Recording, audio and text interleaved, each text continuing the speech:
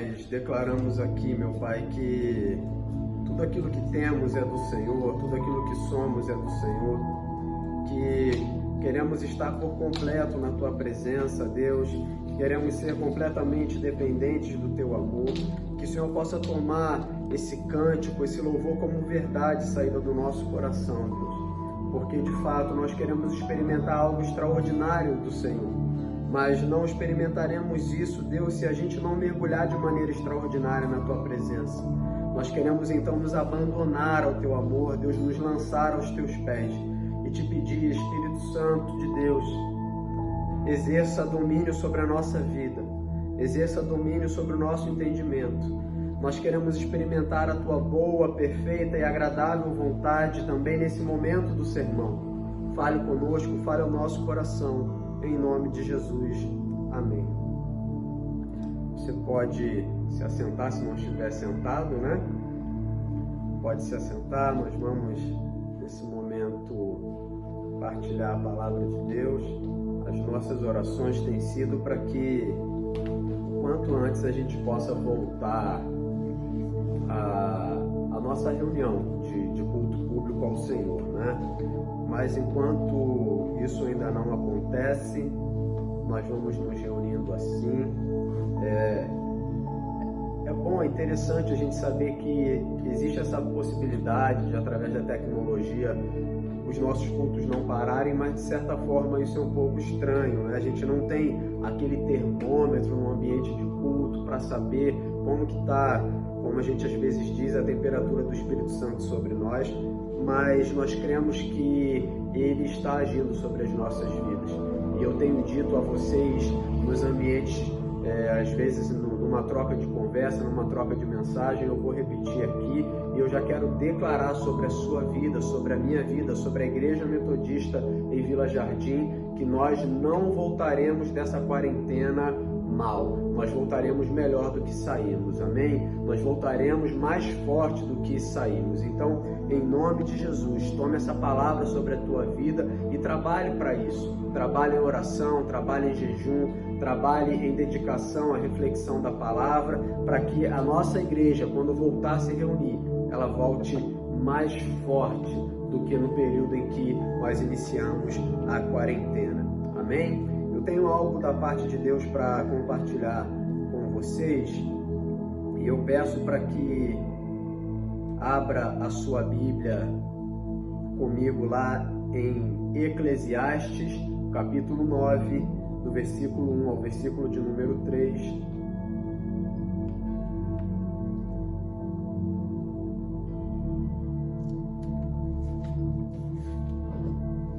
Eclesiastes, capítulo 9, verso 1 ao verso de número 3. Se você encontrou, eu quero pedir para que você se coloque de pé em reverência à palavra do Senhor.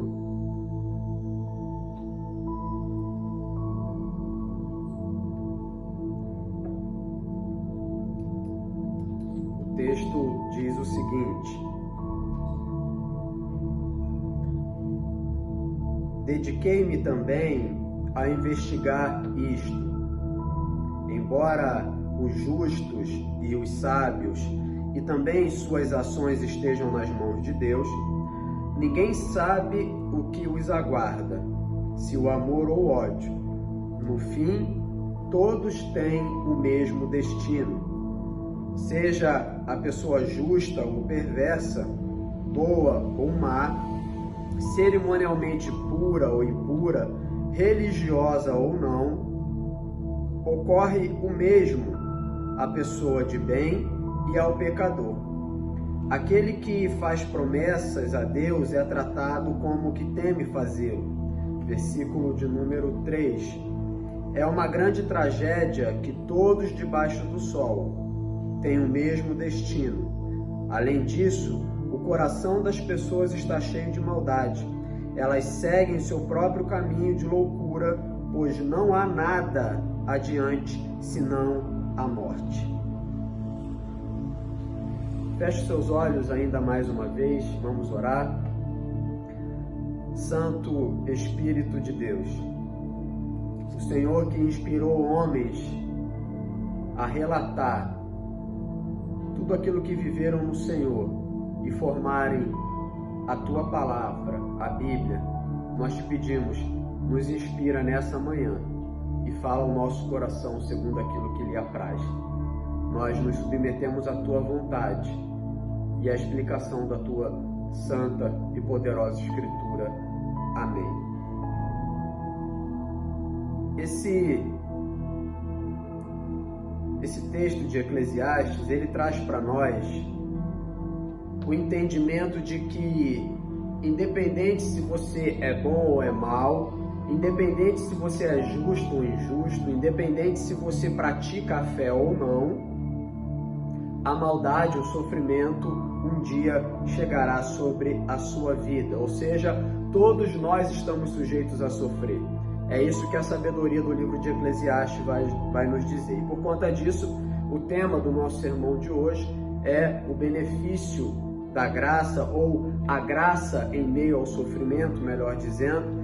Então, embora o sofrimento ele alcance o justo e o injusto, ele alcance o crente ou não crente, o que eu quero dizer é que não interessa se você vai à igreja ou não interessa para que time você torce, não interessa qual é o tipo de música que você gosta, não interessa qual é a denominação que você frequenta, não interessa nem o que é aquilo que o pastor lhe prega. O que interessa é, segundo a sabedoria, em um momento da vida, o sofrimento lhe alcançará.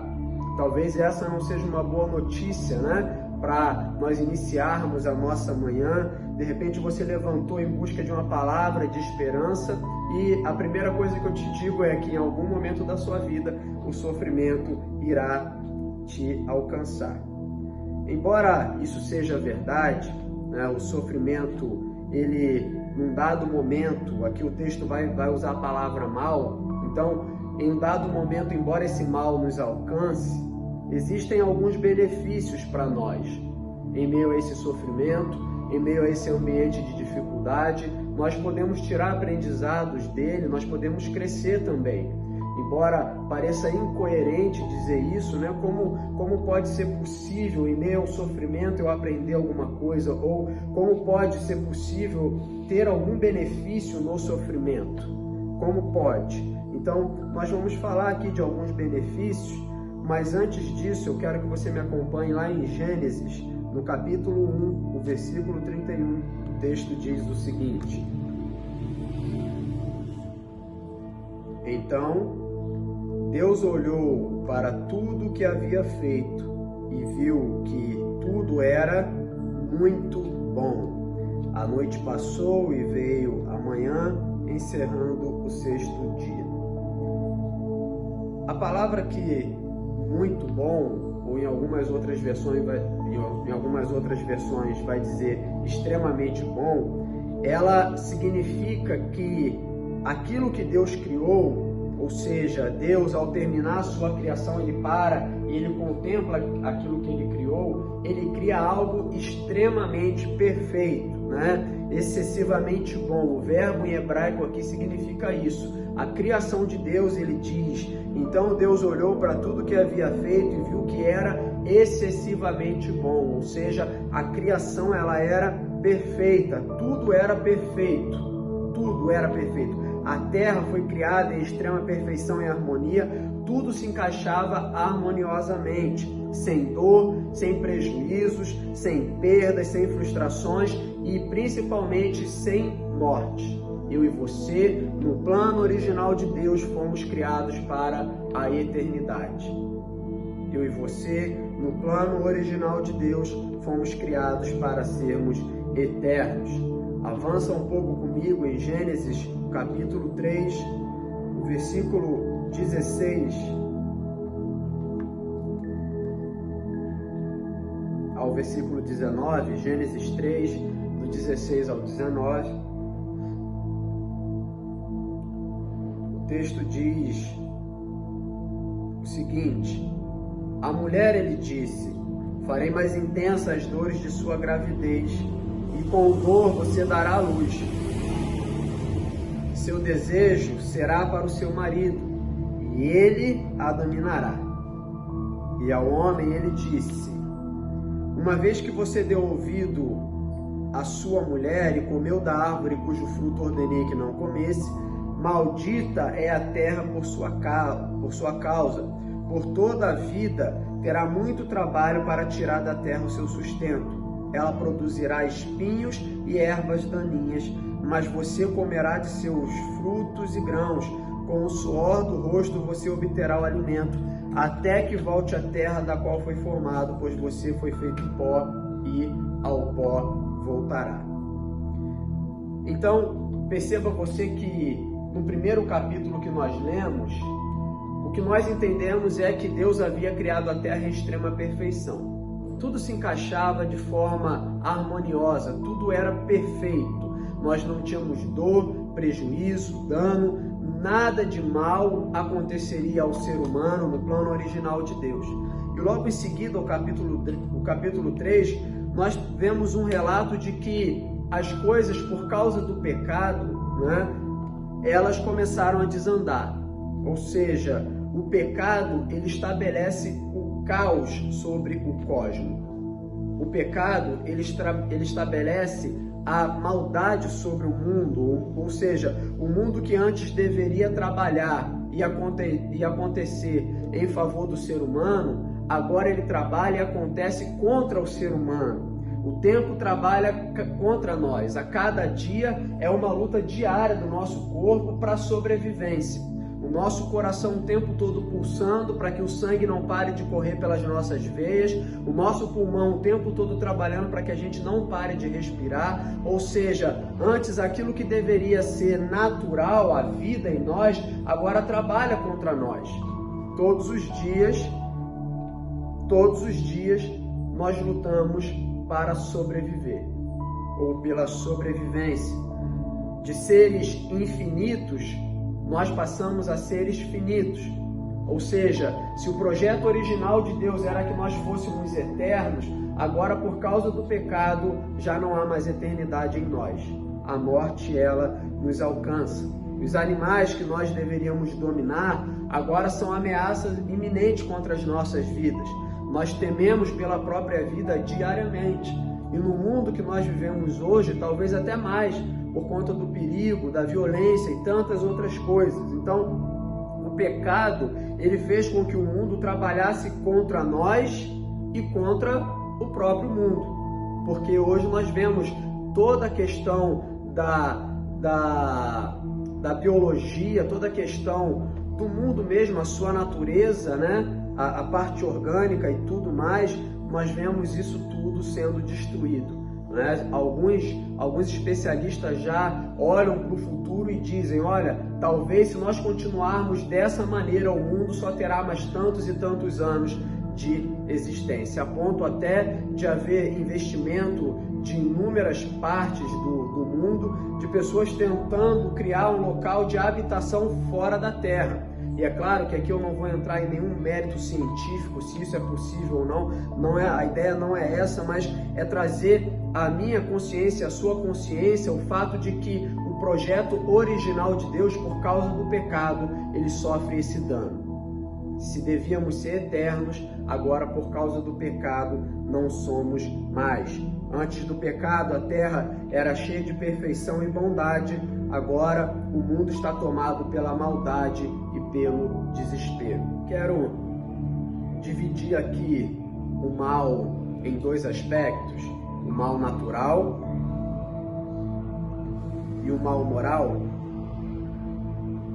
O mal natural seria a desordem no mundo, como eu falei, a desordem no cosmos, o caos no cosmos, aquele ambiente de destruição, de desentendimento, aquele ambiente de confusão. Por causa do pecado, tudo se desalinhou. O sofrimento que esse mal traz sobre a nossa vida, o mal natural, ele está relacionado aos desastres da natureza.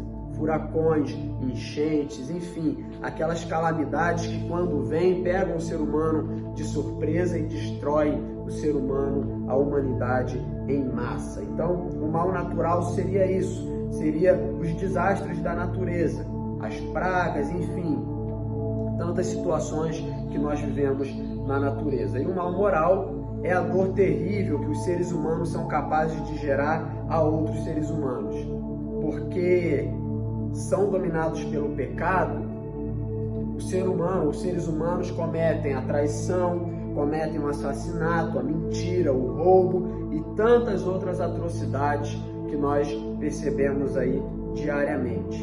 Então, a maldade, ela subtraiu a harmonia que antes havia no mundo. É por meio dessa maldade, ou seja, o pecado, ele estabelece ali a questão do mal, que Eclesiastes vai dizer que acontece sobre o justo e sobre o injusto, sobre quem é bom e sobre quem é mau, sobre quem é crente e sobre quem não é crente.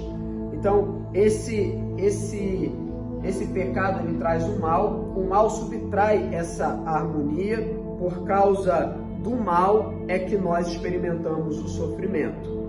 Então aqui já há um princípio muito importante a ser entendido por mim e por você, de que aquilo que nós vivemos de mal na nossa vida, nada tem a ver com Deus, porque Deus é bom. A essência dele é boa, ele não pode ir contra a sua própria essência. Então, quando você diz muitas vezes que alguém morreu porque Deus o matou, ou quando você olha para esse ambiente de pandemia que nós estamos vivendo e nós dizemos isso é culpa de Deus, nós estamos atribuindo a Deus algo que não faz parte dele. Embora ele permita muitas vezes o mal, embora ele permita muitas vezes o sofrimento, não é culpa de Deus que as coisas na nossa vida dêem errado. Então, se há um culpado nisso tudo, o culpado é o próprio ser humano por causa dos seus pecados. Lembra? Tudo aquilo que Deus criou era excessivamente bom. O projeto original de Deus era algo perfeito. Por causa do pecado de Adão e Eva, o mal entra no mundo e aquilo que era perfeito começa a ser então corrompido. Então, é por meio dessa maldade que nós experimentamos o sofrimento. Por causa do mal, os pais enterram os filhos. Por causa do mal, centenas de pessoas são mortas em catástrofes naturais. Por causa da maldade, uma mãe grávida sofre o aborto. Por causa da maldade, nós enterramos pessoas que nós amamos. Por causa da maldade, é que pessoas do nosso convívio, pessoas que nós somos apegados, pessoas que nós queremos bem, são tiradas do nosso meio porque são acometidos de uma doença grave. É por causa do pecado, a maldade, que o sofrimento ele recai sobre o ser humano. É por causa do pecado que muitas vezes nós vivemos em luto. É por causa da maldade que o pecado produz que muitas vezes nós vivemos chorando. Não existe nada mais doloroso, do que ver uma mãe enterrar o seu próprio filho. Não existe nada que parta mais do nosso coração do que no momento de enterro nós vemos que pessoas que tinham a ligação de sangue, que eram amantes uma das outras, no bom sentido da palavra, se entristecem, pranteiam ali, muitas vezes até a dor é tamanha que elas gritam diante daquele momento. Não existe nada mais doloroso do que ver uma mãe enterrar o filho. Como dói ver a morte de uma criança. E é claro que deve doer porque nós não fomos criados para a morte. Esse sofrimento não faz parte da nossa identidade, do nosso DNA original. E muitas vezes nesse ambiente de luto, algumas pessoas tentam nos trazer palavras de conforto e dizer, não, olha, isso é parte natural da vida. Isso não é natural.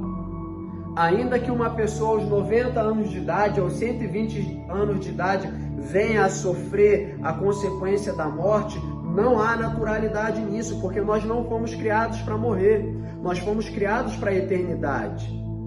Então, o sofrimento agonizante por causa da morte não faz parte de nós. Por isso, muitas vezes, diante desse ambiente, como eu disse, nós vemos pessoas gritando de forma agonizante. Pessoas às vezes desmaiam de tanta dor, porque isso não faz parte da nossa característica original.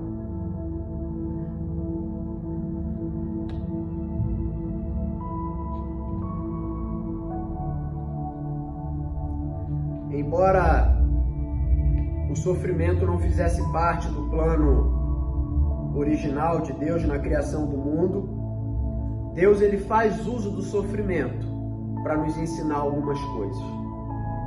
Através do sofrimento, Deus produz em nós maturidade, Deus produz em nós perseverança, Deus produz em nós paciência, ou seja, aquilo que deveria nos separar de Deus, Ele usa em nosso favor para nos aproximar mais dele. E por que deveria nos separar? Porque é através do sofrimento que as pessoas questionam a existência de Deus. É através da dor, e muitas vezes uma dor legítima, que as pessoas se veem perguntando, será que esse Deus existe? Diante dessa pandemia, se Deus existisse, tantas pessoas morrendo, se Deus existisse mesmo, isso não estaria acontecendo. Então, o sofrimento que deveria nos separar de Deus, porque nos leva a questionar frontalmente a identidade de Deus, Deus usa para nos aproximar dele. Ele usa o sofrimento em nosso favor. Deixa eu repetir uma coisa. Se nós sofremos, a culpa é nossa por causa do pecado. Mas mesmo assim, Deus em sua graça, Ele aproveita esse ambiente de sofrimento para nos trazer mais próximo dele. Ou até mesmo para revelar a nós a sua verdadeira identidade. Para que a gente conheça de fato esse Deus de amor, de graça e de misericórdia. Então, o primeiro ponto é que quem atravessa e vence o sofrimento se torna mais resiliente. Anote aí, se você faz parte das famílias que na terça-feira fazem um culto familiar, anote aí, esse é o primeiro ponto, falando a respeito do benefício do sofrimento. Quem atravessa e vence o sofrimento se torna mais resiliente. Quando você aprende a lidar com a adversidade, você tende a criar essa resiliência, ou seja, a capacidade de se reinventar. Significa que se hoje você sofreu, você consegue ultrapassar esse sofrimento. Por enquanto isso aqui vai parecer autoajuda, mas daqui a pouco a gente converte para a ajuda do alto. Então você ultrapassa esse sofrimento e amanhã esse sofrimento ele te reinventa. Você se recria, você sai dele mais forte. É como se a sua casca ela engrossasse. Segundo, o sofrimento ele fortalece os relacionamentos. Abre a sua Bíblia comigo lá em 2 Coríntios.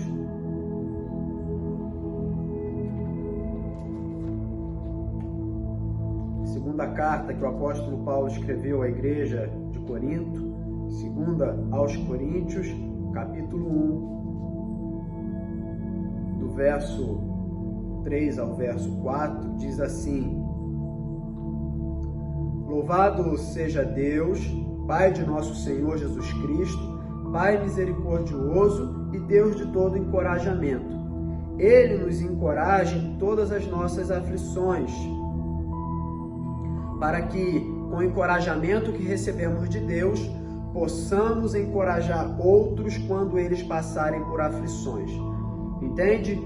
O fato de que você um dia sofreu no seu casamento não é para que isso destrua a sua vida, mas para que através desse encorajamento que o Espírito Santo te deu no teu momento de adversidade, você possa encorajar as outras pessoas. Ou seja, a experiência que você adquire no teu ambiente de dor não é para ser guardada para você, mas ela serve de escola para outras pessoas. E aí eu repito, não é que Deus te submeta ao sofrimento para que através do seu sofrimento você ensine outras pessoas. Não é isso. Por causa do pecado original, a maldade entrou no mundo. E por causa dessa maldade, nós experimentamos a dor e o sofrimento. Então, Deus usa desse seu ambiente de dor, não que Ele deseja que você passe por isso, mas Ele usa desse seu momento para que você aprenda e você possa então encorajar outras pessoas. Por isso eu disse, o segundo ponto, o sofrimento fortalece os relacionamentos. Porque normalmente o sofrimento liga as pessoas que sofreu as pessoas que sofreram com o grupo de amizades, né? Às vezes nós conhecemos, você pode conhecer, às vezes nós tomamos conhecimento de grupos de cuidado mútuo, de pessoas que estão ali porque todas elas têm o mesmo problema em comum, perderam um filho, ou todas elas se divorciaram, ou todas elas estão com câncer. Então, esses grupos eles servem para isso, para fortalecimento dos relacionamentos. Também você, por causa do sofrimento, esse seria o terceiro ponto, você aprende a definir prioridades na sua vida. Se antes a sua vida era movida pela sua empresa, pelo seu emprego, se antes a sua vida era movida por status, por ganância, por dinheiro, quando você se vê acometido de um câncer, por exemplo, ou de qualquer outra enfermidade, você começa a definir prioridades. Você vê que o dinheiro já não é mais tão importante assim e você começa a se voltar para a sua vida cotidiana, para os seus filhos, para os seus relacionamentos, para a sua esposa, para o seu marido. Então, talvez se por causa do seu sofrimento, os seus dias na terra fossem contados, se o médico chegasse para você e dissesse, olha, você tem somente 2 semanas de vida, certamente que você voltaria a sua atenção para as pessoas que você de fato ama. O quarto e mais importante é que o sofrimento é o caminho que nos leva a experimentar a graça. Eu vou repetir para você. O primeiro ponto é: quem atravessa e vence o sofrimento se torna mais resiliente. O segundo ponto: o sofrimento fortalece os relacionamentos. Terceiro, o sofrimento muda as suas prioridades. E a gente está vivendo isso agora na pandemia, né? Todo esse sofrimento sobre o mundo fez com que nós redefiníssemos a nossa prioridade. Ou há quem diga também que o governo definiu as nossas prioridades, mas o fato é de que a ordem das coisas no mundo mudaram. E o quarto, o sofrimento é o caminho que nos leva a experimentar a graça. Ainda em 2 Coríntios, agora o capítulo de número 12,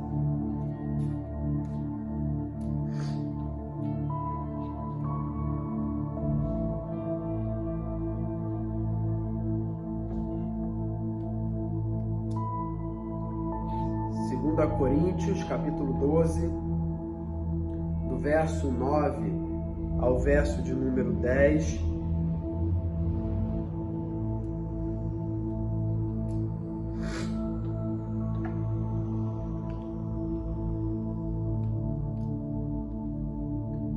O texto diz o seguinte, vamos ler a partir do 8. Em 3 ocasiões supliquei ao Senhor que o removesse, mas ele disse: minha graça é tudo de que você precisa. O meu poder opera melhor na fraqueza. Portanto, agora fico feliz de me orgulhar de minhas fraquezas, para que o poder de Deus opere por meu intermédio. Por isso, aceito com prazer as fraquezas e insultos, privações, perseguições e aflições que sofro por Cristo, pois quando sou fraco, aí é que sou forte.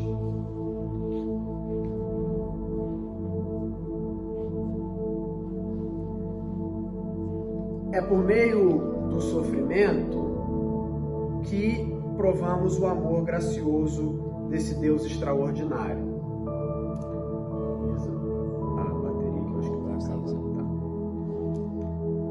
É por meio do sofrimento que provamos o amor gracioso desse Deus extraordinário. Imagina você, que privilégio, que graça, que amor, ou quanto amor você está padecendo por causa de um pecado que você cometeu, você está sofrendo por causa da maldade que não é culpa de Deus, e mesmo assim, como o apóstolo Paulo vai nos dizer, você receber essa mão da parte de Deus estendida para te acolher. Imagina você, que privilégio, você no chão, no mais profundo abismo, no teu sofrimento, na tua dor, vendo que todo o caos que você está experimentando na sua vida hoje, talvez seja sua culpa ou culpa de outras pessoas, mas o fato é de que Deus nada tem a ver com isso. E de repente você vê o seu Pai Celestial estendendo a mão para te ajudar, dizendo: olha, a minha graça é suficiente, o meu poder se aperfeiçoa na sua fraqueza, vem cá, deixa eu cuidar de você, deixa eu te abraçar. Imagina você, que privilégio, não é verdade? Mas antes do sofrimento nos fazer experimentar a alegria e o amor que nos ajudam a enfrentar os problemas, o sofrimento, ele nos esvazia. Guarde isso no seu entendimento. O sofrimento, antes de tudo, nos esvazia de todo orgulho, porque é através do sofrimento que Deus nos vê vazios, que Deus nos vê dissipados, e por causa desse esvaziamento, Ele nos acolhe.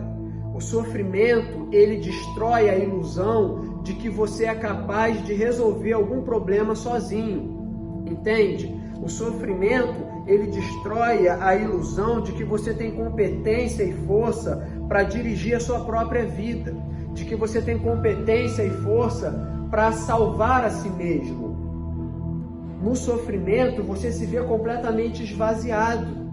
Perceba você, nessa quarentena, quando essa notícia do vírus começou a se espalhar pelo mundo afora e chegou até o nosso país, quantos de nós não nos sentimos incapazes diante disso? Quantos de nós não nos sentimos frágeis diante disso?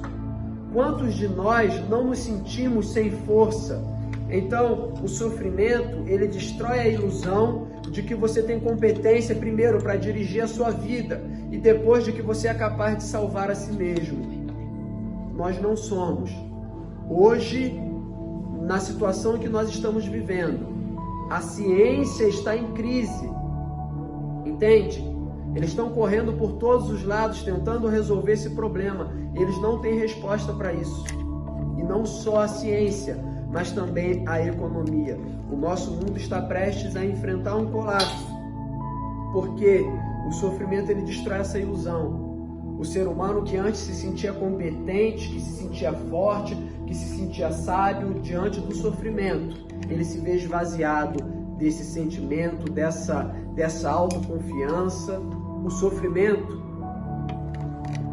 nos transforma em nada, porque para que você e eu possamos ser preenchidos por Deus e sua graça. Anote uma coisa no seu coração: é da natureza de Deus criar as coisas do nada. E nós falávamos sobre isso na semana passada. Aquele que, por meio do sofrimento, não for transformado em nada, jamais será algo nas mãos de Deus. Deixa eu traduzir. Enquanto você pensar que é alguém, enquanto você sentir que é alguém, você jamais será alguma coisa nas mãos de Deus. Porque Deus, ele só cria as coisas a partir do nada. Ele não remenda aquilo que nós inventamos. Ele, como diz o apóstolo Paulo, chama à existência as coisas que não existem. Então, o sofrimento, ele nos torna um nada, ele nos esvazia, para que, através disso, Deus possa construir algo em nós. Em outras palavras, a graça só se manifesta em nós por meio do sofrimento, quando por meio do sofrimento nós somos esvaziados do nosso orgulho. Porque Deus só aceita o desamparado. Ele só cura quem está enfermo, ele só dá visão ao cego, ele ressuscita apenas o morto, ele santifica apenas o pecador. De forma geral, ele dá sabedoria somente ao tolo. Ou seja, Deus tem misericórdia apenas dos miseráveis. Enquanto você se posiciona diante de Deus, no seu ambiente de sofrimento, batendo no peito e dizendo: deixa que eu resolvo, você jamais experimentará a graça e a misericórdia de Deus sobre a sua vida. Então, o sofrimento, ele vem para te jogar no chão, para que você se olhe no espelho, olhe para dentro de si e chegue à conclusão, por meio do sofrimento, de que você não é nada, de que diante da morte você não pode fazer nada, de que diante de uma gripe você não tem nada que possa fazer para resolver. Entende? Então, quando esse sofrimento ele te transforma em nada, ele te esvazia do seu orgulho, Deus ele vem e age sobre a sua vida.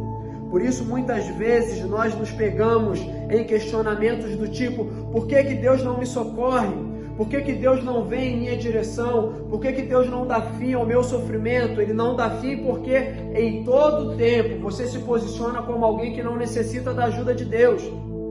Deus está falando para você no seu casamento, proceda dessa maneira, e você diz: não, deixa que eu faço do meu jeito, deixa que eu resolvo.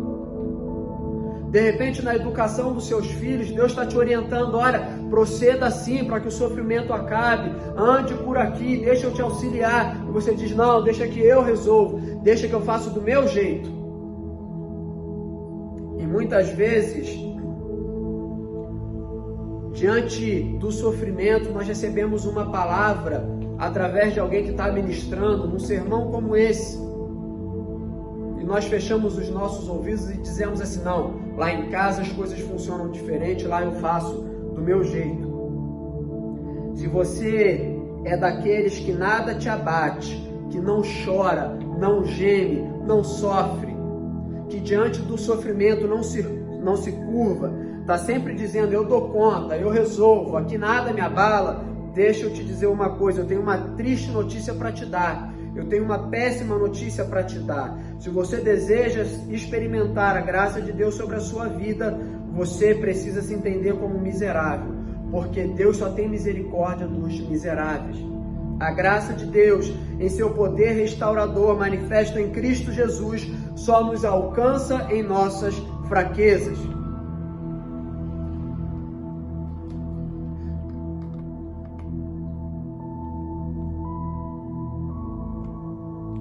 Você deseja experimentar o socorro de Deus manifesto na face de Cristo Jesus, você precisa sofrer esse esvaziamento.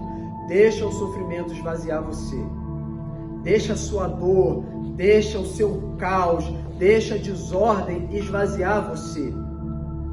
E de forma bem prática, isso quer dizer que você precisa se prostrar diante do Senhor e dizer, declarar, confessar, porque na verdade isso é uma confissão.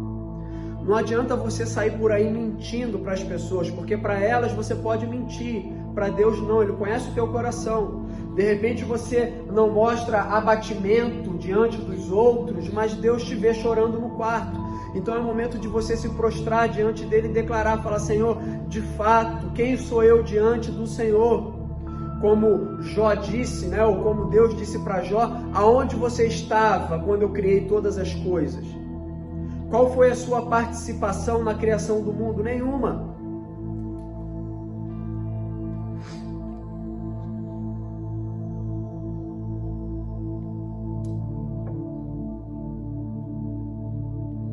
Imagine comigo 2 filhos, como são os que eu tenho, né? O Miguel e a Laura. Imagina comigo, você tem 2 filhos e um deles, diante do sofrimento, chora, padece, você vê ele sentindo aquela dor, ou ela sentindo aquela dor, e o outro, diante do sofrimento, está sempre de pé, né? É daquelas que não acusam o golpe. Você olha e fala, poxa, fulano, fulana, olha, nada bate aquela pessoa. Você, enquanto pai, vai dar mais atenção a quem? Aquele que revela o seu sofrimento, aquele que diante do sofrimento se mostra mais frágil e diz, pai, eu preciso de ajuda, ou vai dar atenção àquele ou àquela que diante do sofrimento fala, não, pode deixar que eu dou conta, eu resolvo sozinho. Assim como nós procederíamos, Deus também. Significa que quando Ele nos olha e nos vê nesse ambiente de dor, com um comportamento pretensioso, prepotente, arrogante, de que não precisa de ajuda, de que não precisa de ninguém, Ele não estende a mão. Porque, como eu disse, guarde isso no seu coração. Deus só acolhe o necessitado. Deus só cura quem é cego. Deus só perdoa o pecado de quem se confessa como pecador. As misericórdias de Deus só são acessíveis a quem se confessa ou a quem se entende como miserável. Então, se você não reconhece a sua dor, a sua limitação, se você não reconhece diante de Deus o seu sofrimento, não há razão para que Ele lhe alcance com a graça. Então, se o sofrimento ele não te esvazia, Deus não te socorre.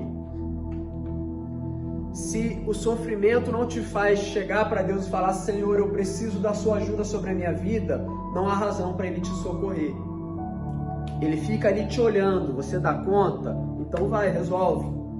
Ele não vai intervir na sua escolha e falar: sai da frente e deixa que eu resolvo. Não. Ele sabe que o melhor caminho é, diante da dor, você se entregar a Ele. Ele sabe que o melhor caminho é você se prostrar diante dele e reconhecer a sua fraqueza e limitação. Como o apóstolo Paulo vai dizer, o poder de Deus se aperfeiçoa na sua fraqueza, na minha fraqueza. Eu quero orar com você. Eu quero orar nesse momento pela tua vida, mas eu preciso que você entenda. Primeiro, o mal não é responsabilidade de Deus. Segundo, é por causa do mal que nós sofremos. É por causa do nosso pecado que o mundo está em completa desordem. O vírus não é culpa de Deus, o vírus é culpa do pecado. Porque o projeto original de Deus foi um mundo, uma criação excessivamente boa, ou seja, perfeita. Mas por causa das nossas escolhas, e talvez se você parar para refletir um pouco nesse momento, você vai se dar conta de que a sua vida pode estar dessa maneira. Por causa das nossas escolhas é que nós sofremos. Às vezes nós adotamos ou escolhemos caminhos na nossa vida que nos fazem sofrer. Então, por causa das nossas escolhas é que nós padecemos. E por causa disso nós sofremos. Por causa disso nós gememos, por causa disso nós choramos.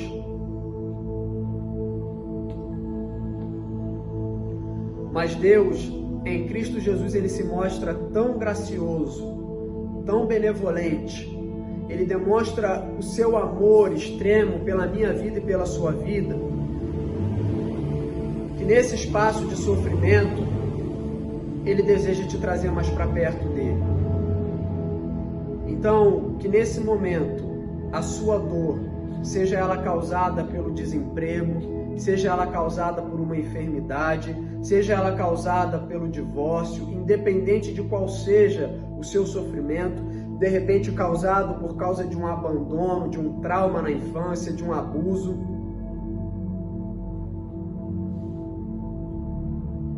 Esse sofrimento ele pode trazer benefícios para a sua vida, mas você precisa reconhecer as suas limitações diante dele, porque nesse sofrimento, Deus ele curva a sua cabeça e, se for possível, aí onde você estiver, se coloque de joelhos diante da presença de Deus. Nós iremos orar. A minha graça é tudo o que você precisa, porque o meu poder se aperfeiçoa na sua fraqueza. Portanto, agora fico feliz de me orgulhar de minhas fraquezas para que o poder de Deus opere por intermédio disso. Por isso, aceito com prazer as fraquezas e os insultos, as privações, as perseguições e aflições que sofro por Cristo. Pois quando eu sou fraco, então aqui eu sou forte. Pai, nós queremos nos recolher à nossa insignificância diante da Sua majestade e glória. Nós queremos nos humilhar diante da Tua presença. Talvez ainda não recebemos o Teu auxílio, a Tua ajuda, porque nós insistimos em acreditar que podemos salvar a nós mesmos. Nós insistimos em acreditar que podemos resolver o nosso problema, Deus. Mas nesse momento nós entendemos que é necessário gritar por socorro. Como Deus vai nos curar, como o Senhor vai nos curar de uma doença, se nós não temos a capacidade de admitir que estamos doentes? Como que o Senhor vai restaurar o nosso relacionamento, se nós não temos a humildade para reconhecer que o nosso relacionamento não vai tão bem assim? Como que o Senhor vai cuidar dos nossos filhos, se em todo momento nós os cercamos e dizemos que a melhor educação que eles podem receber é a que nós temos para dar? Como que o Senhor vai prover o pão sobre as nossas vidas, se nós continuamos batendo no peito, dizendo que aquilo que nos garante o sustento é a nossa capacidade? Deus, nesse ambiente, Pai, onde até o mais fraco, aliás, onde até o mais forte está padecendo, onde aquele pai de família que antes se sentia homem porque proviu alimento sobre a sua casa, agora se vê desesperado porque perdeu o emprego. Nesse ambiente, Deus, aonde a segurança foi tirada das nossas mãos, aonde a ciência está em crise, a economia está em crise, que nós possamos ter a consciência de que a crise não chegou nos céus, que possamos ter a consciência de que o Senhor está em paz sobre todas as coisas, de que o seu trono está acima disso, de que o Senhor é inabalável, Deus.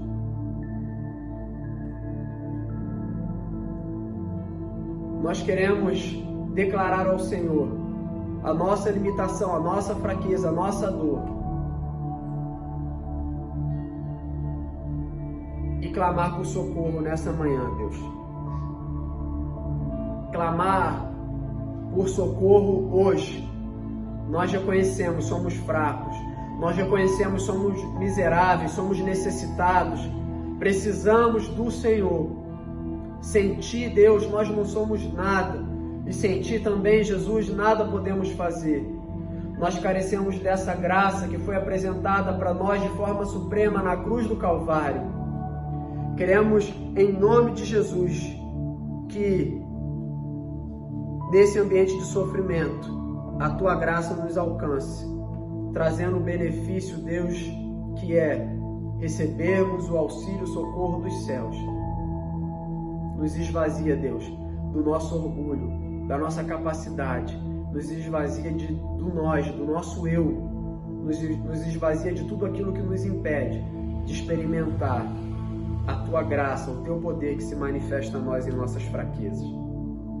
E é claro, Deus, a gente não poderia deixar de Te pedir isso.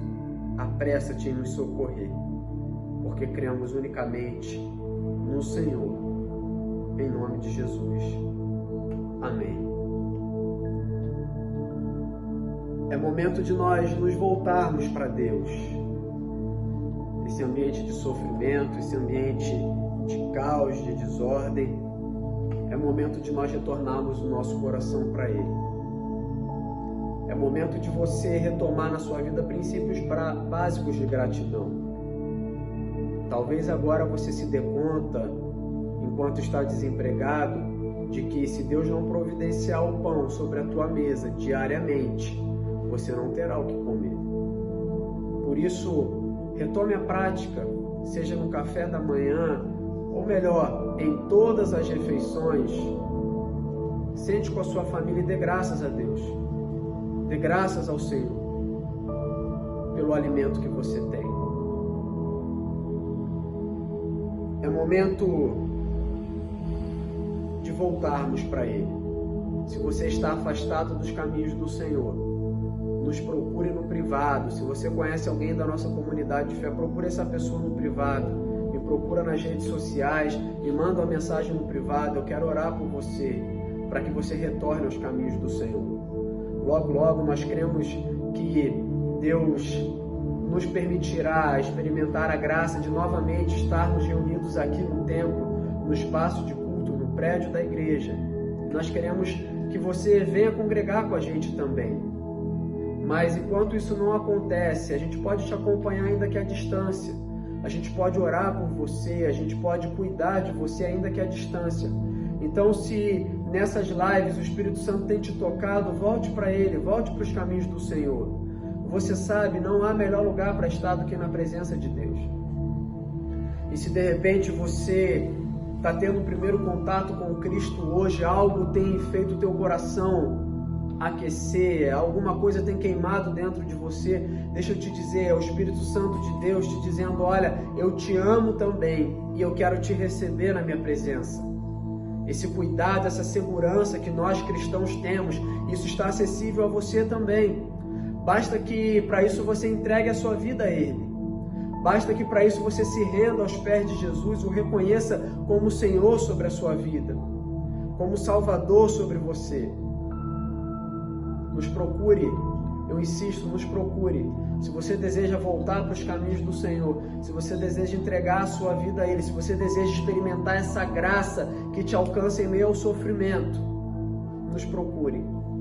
Nós queremos orar por você e cuidar da sua vida. Na terça-feira, nós nos reunimos nas nossas casas para fazermos o SEC, o Céu em Casa. Se você tomou a nota do sermão, guarde, vá meditando amanhã também, refletindo nisso. E na terça-feira, ministre sobre a sua família. Nós estamos experimentando algo extraordinário, né, nesses ambientes. Se você está nos assistindo agora e faz parte do SEC, digita um amém aí, digita um eu faço parte, testemunha aquilo que você tem vivido na tua casa, porque eu tenho escutado esses testemunhos e tem sido um tempo grandioso de Deus sobre as nossas vidas. Se você não faz parte, procure-nos também, porque nós queremos inserir você, tá bom? Eu quero impetrar a bênção sobre a sua vida e te orientar, não se disperse. Vai refletir um pouco mais, olha um pouco mais para a sua vida, vai ver aonde você ainda não deixou Deus agir, aonde você ainda não confiou alguma área, alguma situação da sua vida nas mãos dele, deixa ele trabalhar por você. Se una a sua família, se você está só, se una a nós em espírito, né? Coloque a sua mão em forma de concha, eu quero abençoar a sua vida. Se você tem sofrido de depressão, se o isolamento tem feito mal sobre você, sobre a tua casa, eu insisto, me procure, tá bom? Não sofra sozinho, me mande uma mensagem, um sinal, diga, pastor, olha, o negócio aqui está difícil e a gente vai dar um jeito de te acolher, tá bom? Feche os seus olhos, curva a sua cabeça. Que a graça do Senhor Jesus, o amor de Deus o Pai e as doces consolações do Espírito Santo seja com a tua vida e permaneça não somente hoje, mas por todo sempre. Amém e amém. Veja só como o Espírito Santo me ama, tá? Não se desconecte ainda. Na semana passada eu havia esquecido de agradecer a vocês. A Tainá tinha me feito esse pedido. O Espírito Santo me lembrou agora. Eu preciso agradecer a vocês, a Igreja Metodista em Vila Jardim, pela surpresa que nos fizeram há 3 domingos atrás, foi isso? Vocês nos surpreenderam aqui com um chá, né? Eu esqueço o nome dessas coisas, né? Um chá online aí. Nós recebemos muitas fraldas. Se você não sabe, logo seremos pai e mãe de gêmeos. Então, a nossa amada igreja nos surpreendeu algumas semanas atrás, fazendo para a gente um chá surpresa. A gente recebeu muitos presentes e um bolo maravilhoso que eu passei a semana toda comendo aquele bolo. Então, a você que participou dessa homenagem, também feita a mim pelo Dia do Pastor, eu quero agradecer pelo chá, pela homenagem, agradecer pela vida de vocês e o privilégio que Deus me concedeu de pastorear vocês nesse tempo. Amo todos vocês e fica aqui o meu registro de gratidão, não só meu, mas o de Tainá e o do Miguel e da Laura também, tá bom? Um grande abraço, até logo!